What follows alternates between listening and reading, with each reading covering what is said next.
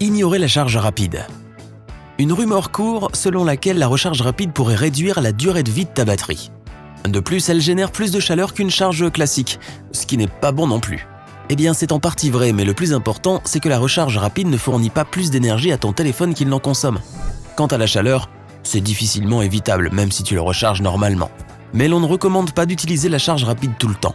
Trop de tension et une chaleur excessive constante pourraient faire du mal à ton gadget. Laisser ton téléphone atteindre 0% de batterie. Laisser ton téléphone se décharger complètement puis le recharger à 100% n'est vraiment pas une option. Les spécialistes disent que le mieux, c'est 20 à 90% si tu veux que ta batterie dure plus longtemps. Si tu la laisses atteindre 0% tout le temps pour la ramener à 100% à chaque fois, tu pourrais endommager les matériaux internes et cela pourrait provoquer la corrosion de ta batterie. Utiliser de mauvais chargeurs. Tous les chargeurs ne sont pas égaux. Le plus beau cadeau que tu puisses faire à ton téléphone, c'est lui offrir un chargeur de la même marque. Certes, certains câbles ou adaptateurs génériques d'Apple ou Adel peut-être, ont sûrement l'air identiques. Même la durée de chargement en a l'air, mais la tension peut être différente. Cela peut abîmer ton appareil. D'ailleurs, les chargeurs génériques n'incluent généralement pas de protection contre les surtensions. Charger ton téléphone dans un café ou un autre lieu public. D'abord, tu ne sais jamais si la prise ou si la tension sont adéquates. De plus, le détournement d'électricité est un gros problème dans les lieux publics. Si tu dois charger un téléphone dans un endroit public, n'utilise pas de port USB. Quelqu'un pourrait voler tes données personnelles et d'ailleurs, les capacités du port ne sont pas toujours très puissantes. Sortir sans batterie externe. C'est quelque chose que tu ne devrais pas laisser de côté. Les batteries externes sont bien plus sécurisées que n'importe quelle prise de lieu public. Assure-toi que l'ampérage soit le bon. La plupart des smartphones chargent à 2,1 ampères et la plupart des batteries vont de 2,1 à 2,4. C'est tout à fait correct. Vérifie que ton téléphone ne chauffe pas trop en chargeant. Plus la batterie chauffe, moins le chargement sera efficace. Utiliser des applications économisant la batterie. Certains d'entre nous font cela pour éviter de brancher leur téléphone aussi longtemps que possible. Malheureusement, ces applications ne font rien de plus qu'utiliser beaucoup plus d'énergie et empêchent l'utilisation d'autres applis.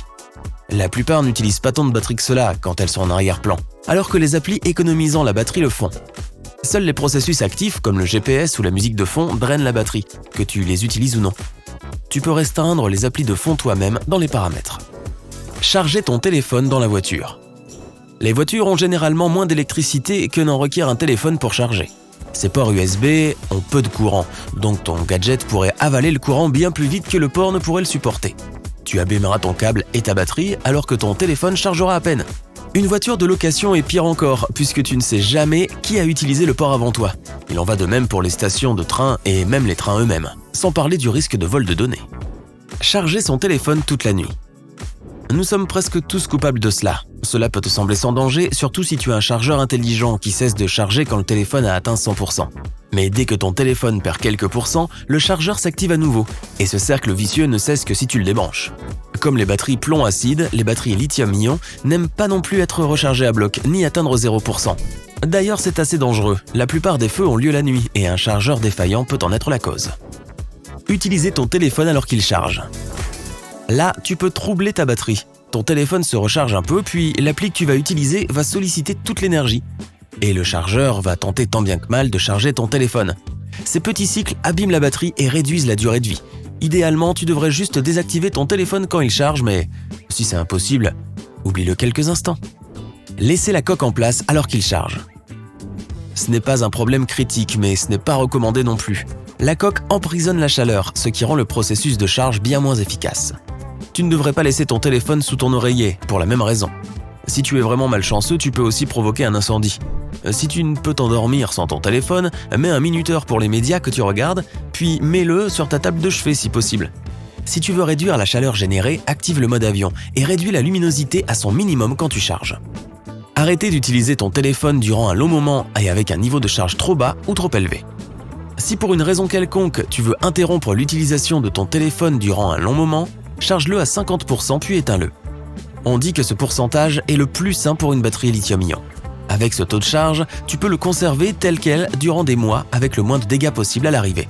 N'oublie pas de l'activer de temps en temps et de recharger la batterie. Ne pas verrouiller la charge correctement. Si tu ne verrouilles pas ton téléphone quand tu ne l'utilises pas, tu pourrais consommer trop de batterie. Les téléphones ont généralement un verrouillage automatique de l'écran programmé à 2 minutes et parfois c'est un peu trop. Le mettre sur 1 minute ou même 30 secondes pourrait faire durer ta batterie plus longtemps. Mettre un thème sombre te permet aussi d'économiser de la batterie. Une autre astuce est d'éviter d'utiliser des données mobiles, surtout si ta connexion est mauvaise. Le gadget va perdre de la batterie quand il tentera de trouver un réseau. La température est importante aussi. Ne l'expose pas directement aux rayons du soleil car trop de chaleur peut consommer de la batterie. Si tu ne sais pas pourquoi la batterie chute drastiquement, tu devrais faire attention à ta cybersécurité. Cela pourrait être le signe que quelqu'un t'espionne avec des applis spéciales. Utiliser un chargeur durant un orage. Même si les dispositifs électriques sont prévus pour ta sécurité, il y a toujours un risque. Si tu dois vraiment charger ton téléphone, opte pour une batterie externe. La foudre peut griller ton téléphone quand elle s'abat. Sache que la foudre a toujours une capacité bien plus élevée que la capacité de tes prises murales. Il est aussi recommandé de débrancher tous tes appareils électroniques durant un orage. Et oui, téléphoner avec ton fixe est aussi à éviter. Charger ton téléphone avec un ordinateur portable. Le problème avec ce type de charge, c'est la différence de courant. Le téléphone pourrait demander moins de courant pour ne pas endommager le système de l'ordinateur.